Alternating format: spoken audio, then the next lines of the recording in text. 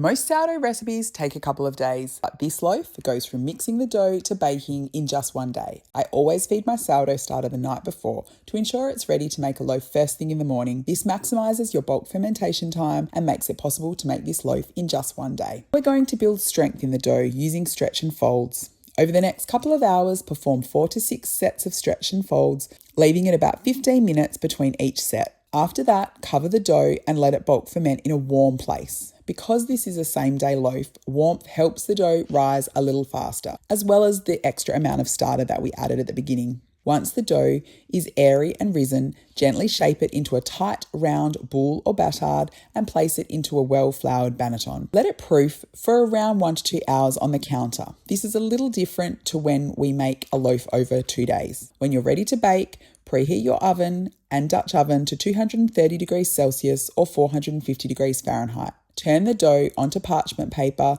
score the top and carefully lower it into the hot Dutch oven. Bake with the lid on for 30 minutes and then the lid off with the temperature a little lower for another 10 to 15 minutes.